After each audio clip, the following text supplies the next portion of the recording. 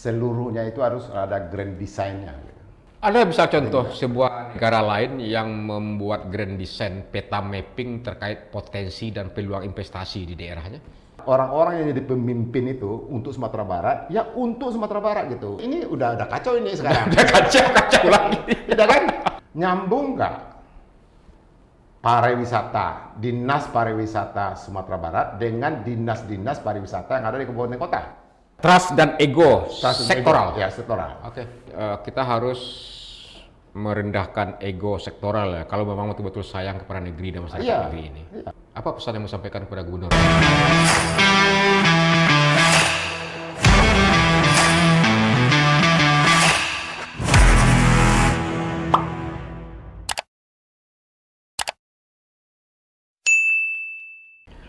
Halo, assalamualaikum warahmatullahi wabarakatuh. Salam sehat bagi kita semua. Kembali bersama saya Hidayat di channel Kopi Pahit Hidayat. Kali ini saya ditemani oleh narasumber Samsalam Datuk Rajo Katik. Nah, siapa beliau? Apa pemikiran beliau? Saya khusus undang ke studio ini terhadap Pak Samsalam ini berbicara bagaimana strategi untuk menumbuhkan daya ungkit perekonomian Sumatera Barat. Karena memang data BPS dan beberapa lembaga lain juga merilis bahwasanya Sumatera Barat secara kemajuan ekonomi mulai menurun. Bayangkan di tingkat Sumatera saja dari 10 provinsi Sumatera Barat berada pada level ke-8, di bawahnya Lampung dan Bengkulu. Kita sapa. Pak Samsalam, apa kabar? Ya, kabar baik Pak Hidayat. Apa aktivitas sekarang nih Pak Samsalam? Sekarang ini kita masih hotel, kemudian ada bisnis-bisnis lain lah. Ya kan, yang menyangkut kehidupan kita. Ya, beliau adalah seorang pengusaha, di samping pengusaha juga pendidikan, juga perhotelan, termasuk juga organisatoris di bidang organisasi usaha seperti Kadin, Kamar Dagang dan Industri Provinsi Sumatera Barat. Tapi kita akan coba mengulik pemikiran beliau terkait bagaimana pandangan dari dunia usaha yang mesti dilakukan secara bersama-sama dalam rangka untuk meningkatkan pertumbuhan ekonomi Sumatera Barat. Sebab tidak mungkin pemerintah sendiri, tidak mungkin juga pengusaha sendiri, termasuk juga sektor perbankan. Dunia usaha, pemerintah, masyarakat, serta perbankan tentu bersinergis. Kita ingin lihat bagaimana polisi di tingkat Provinsi Sumatera Barat terkait persoalan peningkatan pertumbuhan ekonomi Sumatera Barat yang berujung kepada kesejahteraan rakyat intinya. Pak Samsalam. Yap. Gimana secara umum Pak Samsalam melihat pergerakan daya tendang perekonomian Sumatera Barat secara umum? Secara umum ya, beberapa tahun terakhir ini ternyata memang merosot. Itu sangatlah mengagetkan kalau ranking ke-8 di Sumatera saja gitu ya. Selanjutnya saya melihat perekonomian Sumatera Barat ini seluruhnya itu harus ada grand design-nya. Mesti ada grand design. Grand design. Contohnya gini, misalnya saya orang Padang, ya kan, punya uang cukup banyak gitu. Kemudian kemana saya investasi apa yang harus saya lakukan, ya kan? Membaca apa saya untuk jangka panjang, misalnya 15 tahun lagi Sumatera Barat ini jadi apa? Untuk membuat keputusan itu tentu ada dibuat rencana jangka panjangnya Sumatera Barat ini seperti apa. Tidak cukup hanya RPJM saja, ya kan? Tapi jangka panjang itu benar-benar panjang gitu dan disepakati oleh orang banyak. Misalnya, ini misalnya, ya, saya ada uang 1 triliun gitu misalnya. Kemudian saya mau kemana kan? Rencana mau invest ke Sumatera Barat misalnya. Mau invest ke Sumatera Barat. Ya, mau apa? Kalau sekarang orang bicara pariwisata, kita ikut, nggak mungkin lah. Mungkin 10 tahun lagi beda. Karena nggak harus sesuai gitu. Kemudian kalau kita ke pertanian, apakah cocok? Mungkin juga nggak bisa gitu.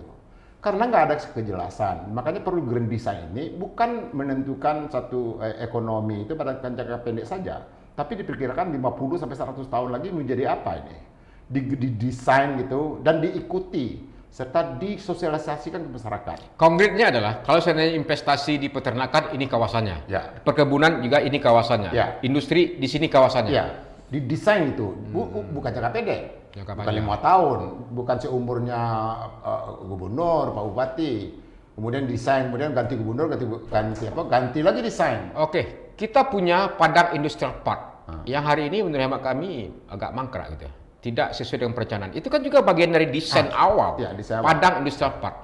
Kenapa agak bertumbuh? Ya karena gini, itu kan saya melihat ya, saya mengikuti itu PIP itu sebenarnya sudah didesain untuk menjadi kawasan industri. Gitu Ya. kan. Sebenarnya kawasan industri ini didirikan harus dibarengi nih dengan kekuatan-kekuatan industri gitu, ya kan?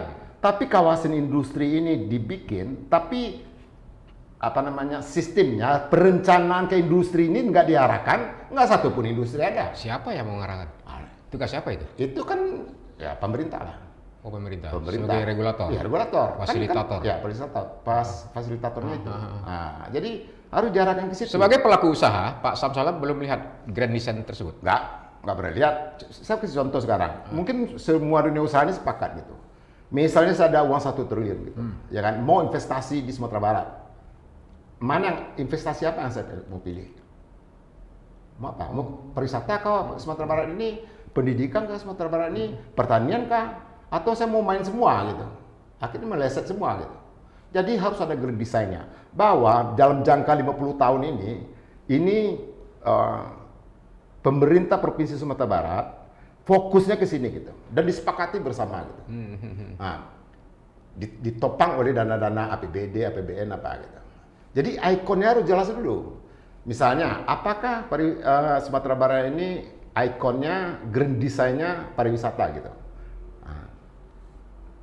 Anda bisa contoh sebuah negara lain yang membuat grand design peta mapping terkait potensi dan peluang investasi di daerahnya? Ada jelas lah, itu orang-orang itu pasti. Contohnya Singapura gitu. Grand design-nya cuma SDM saja. Karena mereka tidak ada sumber daya alam. Ya kan?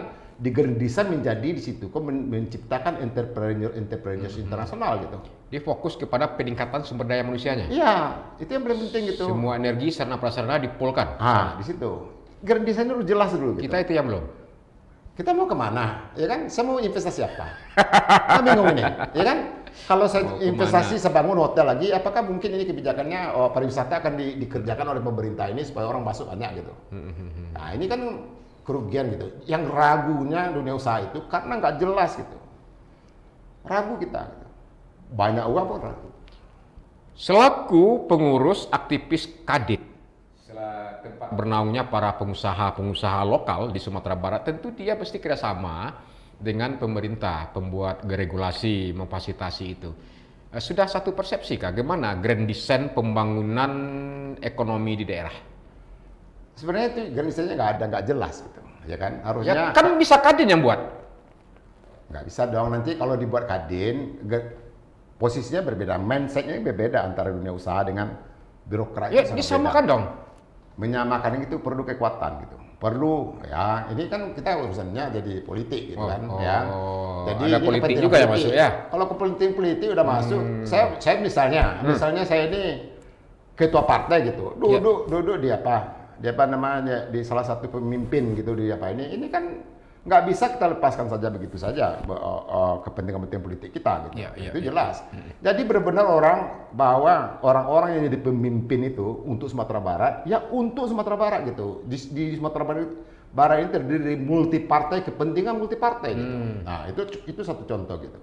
Ya kan? Jadi harus universal dia berpikir gitu. Tapi kalau nggak universal, ya kan, ada pengaruh-pengaruh karena dicalonkan oleh partai ini masih dipengaruhi itu akhirnya konsep marketernya sebenarnya kan kepala daerah ini marketernya sebagai grand design untuk memasarkan PR daerah. Iya.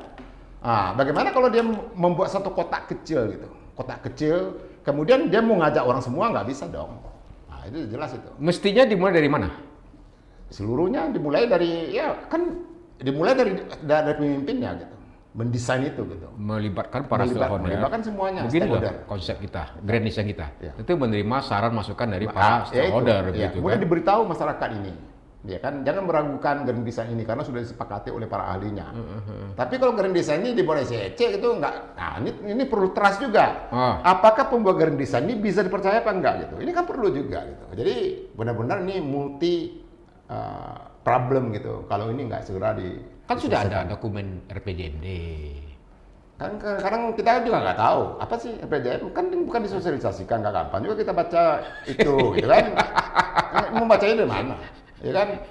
Sudah ada kok dokumennya. Iya, tapi kan perlu sosialisasi juga gitu. Bukan kayak kita saja diundang gitu. Begitu ya, ini loh dikatakan kita mendesain ini 50 tahun yang datang, 20 tahun yang datang, 5 tahun yang datang seperti ini, jangka pendek begini, jangka menengah ini, panjang itu disepakati loh dan didukung gitu. Karena orang nggak bisa dukung karena nggak tahu gitu. Kan sudah ada di pemberitaan dimanapun juga expose dari kepala daerah sendiri. Bahwasanya RPJMD kita tuh progrolnya di sektor pertanian. Program strategisnya mungkin sektor pariwisata. Kan jelas. Jelas bagi orang elit, bagi orang yang ini kan bukan kumpulan masyarakat kita Sumatera ini kan multi gitu kan. Apakah di kampung saya tuh RPJM apa itu katanya. Kalau pergi saya ke orang-orang daerah itu nggak ngerti gitu kan. Jadi apa namanya, kesetaraan berpikir ini ya kan harus dibarengan juga gitu. Kesetaraan berpikir ya, untuk mencapai misi bersama. Iyalah, kalau nggak bisa. Jadi itu yang sangat penting gitu. Di Grand Design inilah seluruhnya menuntun kesetaraan juga, masyarakatnya juga ditingkatkan pengetahuannya masalah entrepreneur ini, itu udah bisa jalan. Tapi kalau kelompok elit mendesain seperti itu sama aja jadi hoax gitu. Hoax ini tahu nggak arti? Kenapa hoax? Hoax itu, ini apanya ya? Hoax itu dibuat oleh orang-orang pintar yang jahat. Hoax dibuat oleh orang-orang pintar yang jahat.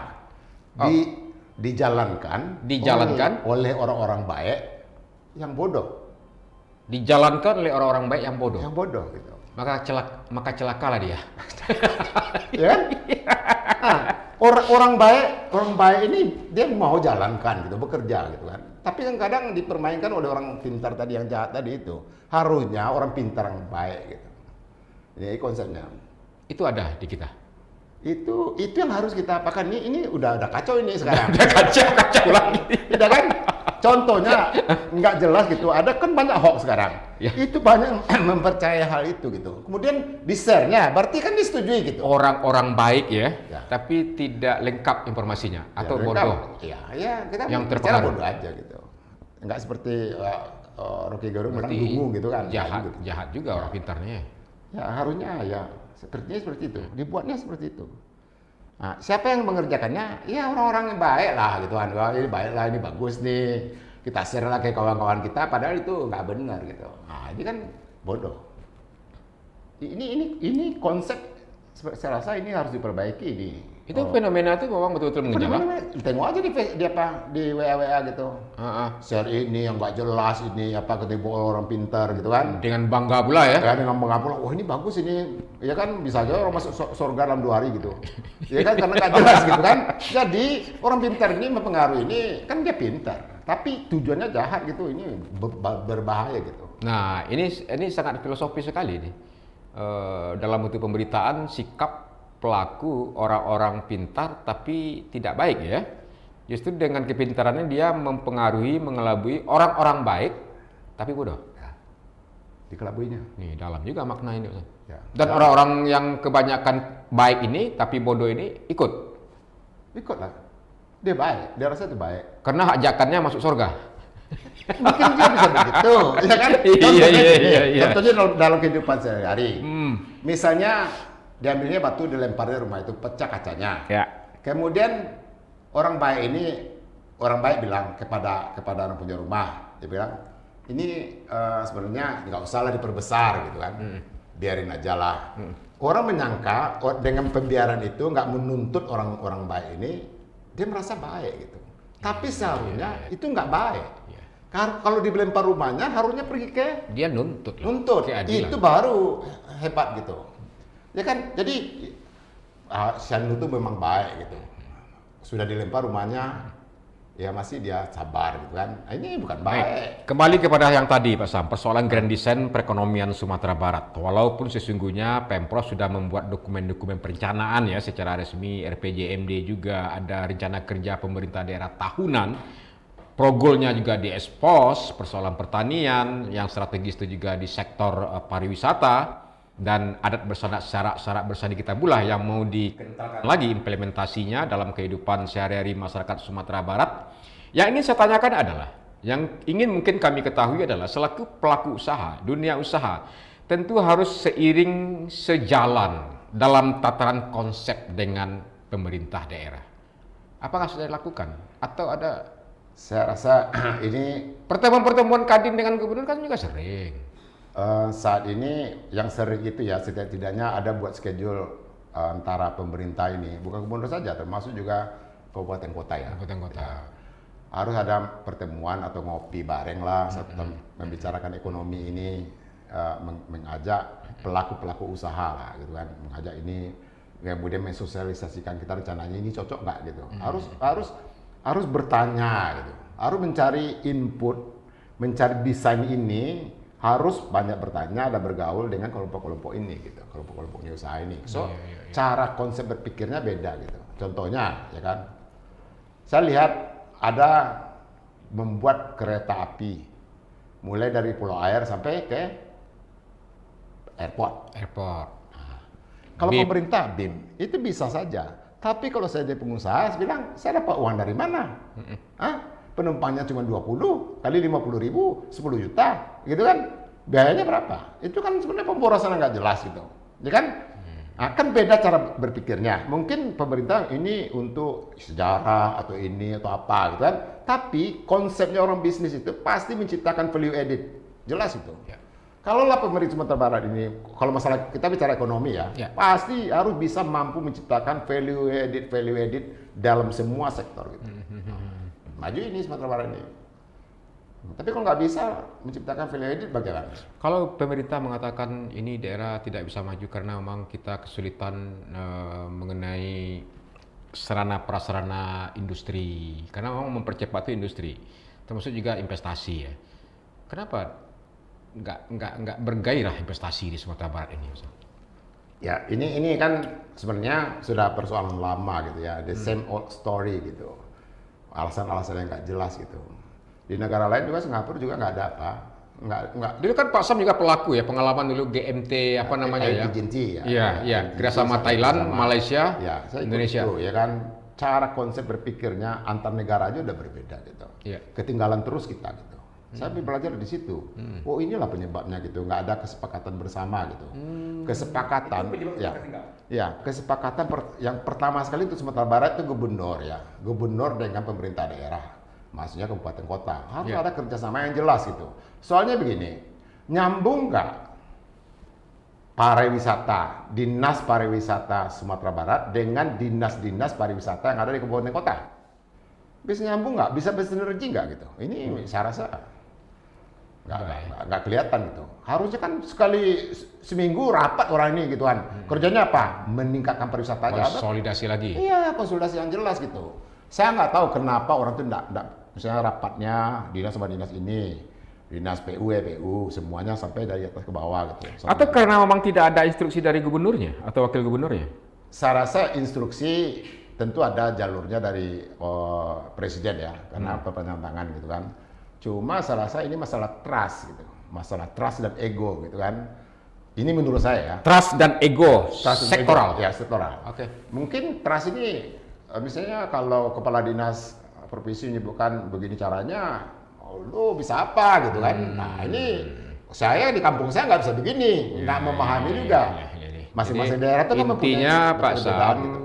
Kita harus merendahkan ego sektoral ya, kalau memang betul-betul sayang kepada negeri dan masyarakat negeri ini. Iya. Bekerja untuk itu. Lepaskan semua apa namanya kepentingan yang selain dari kepentingan. Dan itu mesti jadi contoh dari kepala daerah dulu. Iyalah, semuanya dari pemimpin gitu. Apa pesan yang mau sampaikan kepada gubernur, Pak Sam? Kalau saya bilang sama kalau pemimpin Sumatera Barat ini tentukanlah arahnya kemana gitu. Kalau nggak jelas, saya contohkan tadi, saya udah uang 1T, mau investasi kemana? Iya kan? Depositonya ya. Nah, itu kan nanti akhirnya seperti itu jadinya, ya kan? Mau investasinya kemana? Kemudian nggak jelas gitu. Saya rasa ini, dalam sistem misalnya melakukan investasi, contohnya saya mau investasi Gunung Padang gitu, ya kan? Pemerintah Kota Padang bisa aja memfasilitasi, ya kan? Atau pulaunya Pulau Pisang gitu. memfasilitasi dari provinsi kan pulau provinsi. Saya melakukan investasi, tapi nggak jelas gitu, nggak ada clean and clear investasinya, namanya CCI-nya nggak ada gitu kan. Saya yang mengurus menyelesaikan sengketanya di bawah, ya kan, tanah ini harusnya kan saya sebagai investor nggak urusan saya lagi. Seolah-olah tidak ada negara melayani ya. Ya, nggak bisa seperti itu. Akhirnya kekuatan Berarti itu. pelaku usaha manja juga dong minta dilayani fasilitasi oleh pemerintah. Bukan, karena dunia usaha ini kan perlu jelas gitu ya. Bukan mereka nggak mau kerja, bukan nggak mau menyelesaikan, tapi seluk-beluknya kan beda-beda. Misalnya kan, ini pulau ini milik siapa? Ya kan, siapa yang menentukan itu? Ya nanti kita cari orang, kan jawabannya seperti itu. Ini ada orang pemiliknya. Sudah sertifikat apa belum? Belum. Siapa yang mengurusnya? Ya kan, harusnya kan sudah ada di fasilitas itu. Udah clear gitu. Mungkin pulau pisang itu, contoh ya, pulau pisang itu harganya sekarang kira-kira 50.000 atau 100.000 per meter jatuhnya gitu kan. Tapi kalau ini sarana dan prasarana sudah clean semua, bisa 1 juta satu meter. Ya kan? Kan sebenarnya bisa seperti itu, bisa 1 juta satu meter gitu. Pemilik tanah dapat uang. Jadi jelas SOP-nya lah. Jelas gitu. Resmi. Kalau nggak takut orang, security ini yang paling penting dalam berinvestasi. SOP-nya nggak jelas gitu ya. Nah itu dia. Harusnya jelas ada standar operasionalnya, berapa harga, berapa waktu. Iya, jelas. Ya. Bertanggung jawabnya siapa? Ya. Nah, cocok nggak grand design-nya? Grand design tadi, oke, saya mau bangun di situ. Ternyata grand design-nya nggak ada. Kebijakan pemerintah ini kemana? Betul. Kan perlu juga dia bahwa, oke, kebijakannya pariwisata. Ada investasi sini, kebijakan kita ada 50 tahun. Seperti Labuan Bajo yang mau diresmikan Presiden. Ya. Sarana prasarananya lengkapi. Ya. Itu grand design-nya jelas gitu.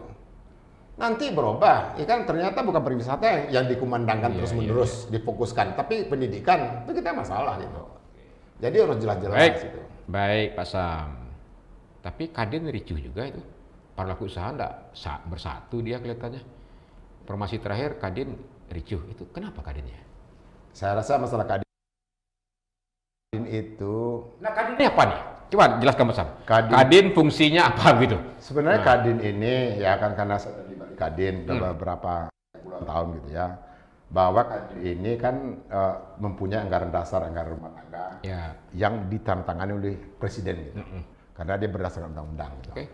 Tapi dalam perjalanan sehari-hari kan kadang kalau itu menjadi kepres, itu kan sebenarnya terlibat pemerintah daerah, pemerintah provinsi, tergantung gitu kan. Di daerah-daerah itu mereka mengacu kepada anggaran dasar dan anggaran rumah tangga, ya kan? Karena dia nggak punya pimpinannya kan di Jakarta, ketumnya. Gitu.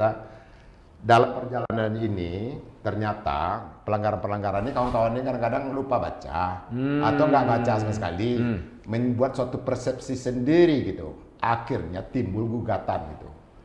Nah, itu kepada ketua Kadin. Pengurus. Ya, pengurus lah.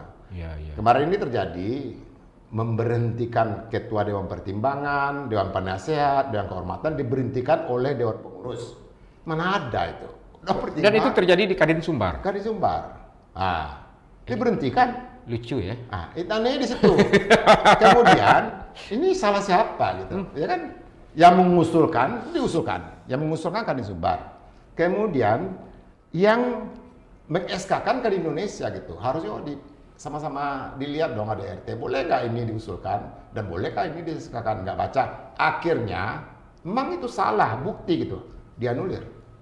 Itu benar-benar salah. Ini suatu bukti bahwa kedua belah pihak antara Kadin Sumbar dan Kadin Indonesia juga nggak punya kemampuan tidak membaca anggaran dasar rumah tangga gitu. Ricu. Akhirnya selesai. Kemudian ada masalah MUPROF lagi. MUPROF ini sesungguhnya ada step-step. Ya siapa akan menjadi calon, siapa akan menjadi pemilih, siapa akan menjadi macam-macam gitu kan. Itu diatur dalam anggaran dasar anggaran rumah tangga. Step-stepnya ini nggak diikuti, orang tuh teriak gitu. Orang mau mendaftar, orang mau mencalonkan, dikasih 2 hari kemarin nih. Mana bisa gitu. Seharusnya payah lagi ada bebas narkoba. Bebas narkoba ngurusnya kemana? Mana bisa 2 hari, ya kan?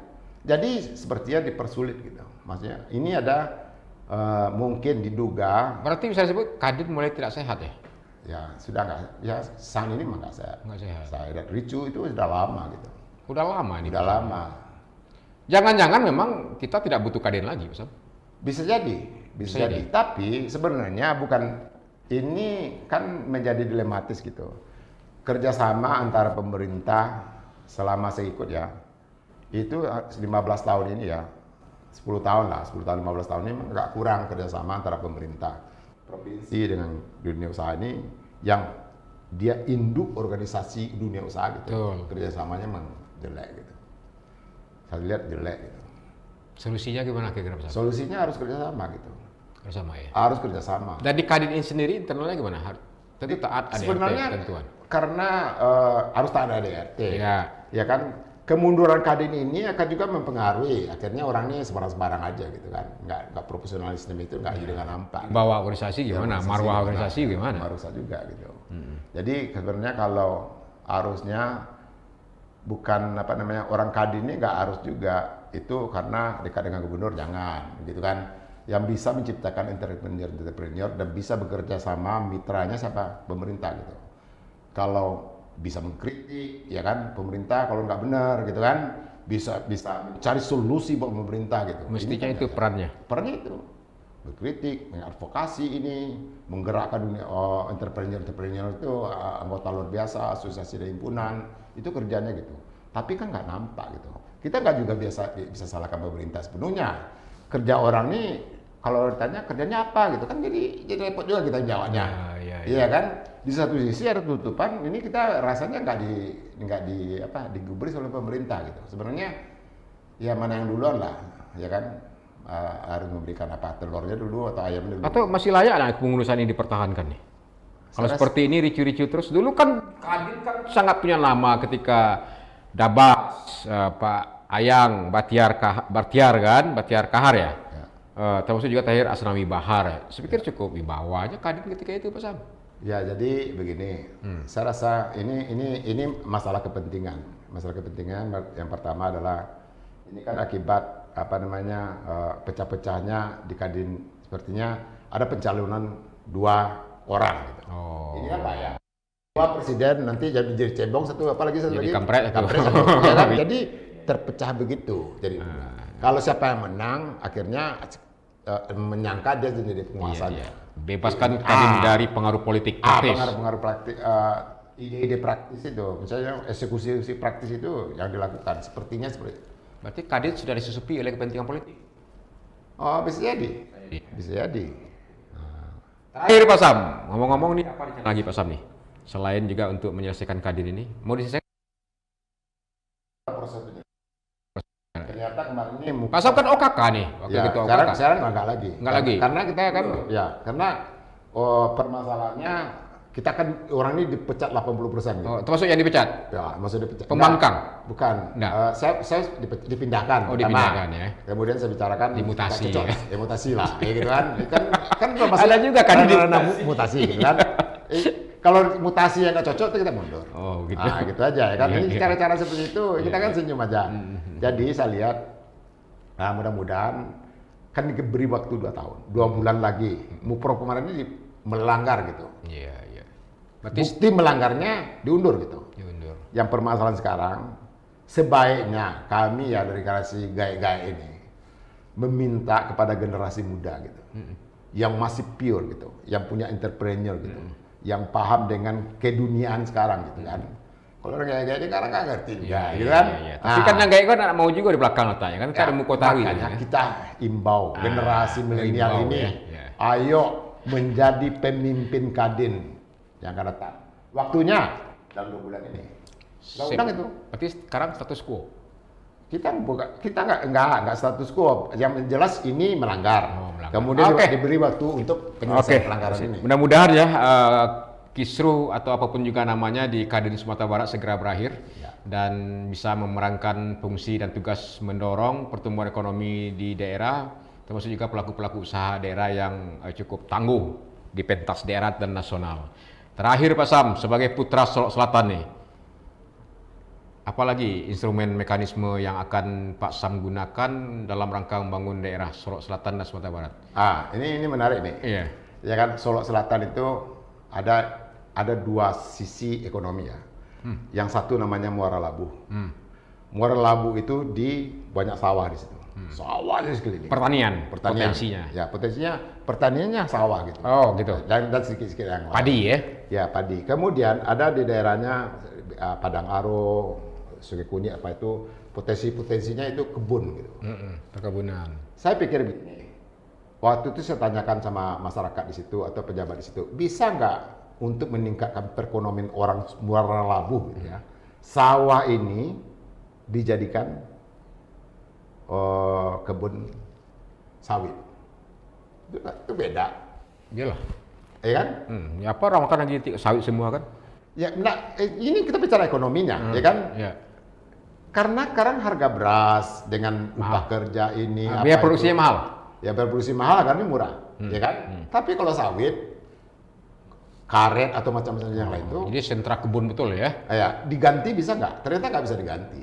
Kalau sawah terus, ya kan dulu orang bersawah di situ, 10 hektar itu dimiliki oleh 2-3 orang saja. Sekarang setengah hektar itu 30 orang yang miliki gitu, karena keturunan turun-temurun gitu. Betul. Akhirnya nggak efektif. Nah ini perlu juga ini penggantian, maksudnya kalau memang ekonomi ini bisa nggak sawah ini diganti dengan kebun, nah, sehingga tingkat perekonomian lebih baik, hasil nilai jualnya lebih baik. Oke, siap. Ramu azan Pak Sam. Dan terakhir, kalau seandainya rakyat berminta, terutama masyarakat Solok Selatan, Pak Sam Salam menjadi calon DPD, apakah berkenan?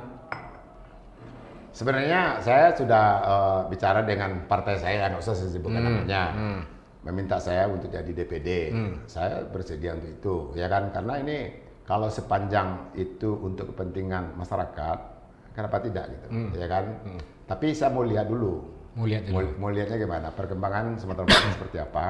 Kemudian ini jangkanya kan masih 2 tahun, ya kan? Persiapan saya seperti apa? Bisa nggak saya menyaing? Yang gitu ya. senior, Tapi prinsipnya kalau diperintahkan dan iyalah. masyarakat berkehendak siap menjadi caleg DPD, Siap, DPD RI. siap, rugi lah Itu kalau dia. Ini walaupun sudah rambutnya agak kurang-kurang, tapi tidak bisa rambut itu ya. Tapi semangatnya Yap. yang mesti di apa namanya contoh bagi kaum milenial dan anak muda. Ada yang mau sampaikan Mas Sam? Ya, ini masalah satu ekonomi Sumatera Barat, yang kedua masalah Kadin. Mari kita bersama gitu, bersinergi gitu. Dan yang paling penting adalah menciptakan entrepreneur baru yang piawai gitu. Ya kan, cara menciptakannya itu melalui pendidikan entrepreneur gitu. Sehingga orang tamat-tamat sarjana itu nggak menjadi pengangguran gitu, tapi sudah tersedia karakter entrepreneurnya. Kemudian masalah Kadin gitu, ayolah semuanya, semua pihak gitu, patuhi anggaran dasar, anggaran rumah tangga gitu. Karena itu adalah acuan berorganisasi. Apabila itu tidak diikuti, nah ini akan musibah lagi. Jadi saya berharap Kadin Indonesia, Kadin Sumatera Barat, ikutilah dengan benar dan sejujur sesuai dengan motonya Kadin, anggaran dasar, anggaran rumah tangga, dan PO-nya organisasi Kadin. Sip. Quote terakhir dari Pak Sam Salam yang saya kutip adalah, orang pintar cukup banyak, namun orang pintar yang baik mulai sedikit.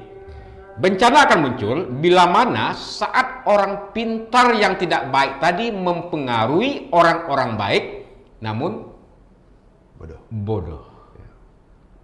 Ini agak ekstrim ya. Selesai Kopi Pahit Hidayat kali ini. Kita ketemu di sesi selanjutnya dengan topik yang berbeda. Wabillahi taufiq hidayah. Wassalamualaikum warahmatullahi wabarakatuh. Terima kasih. Terima kasih. Terima kasih. Salam.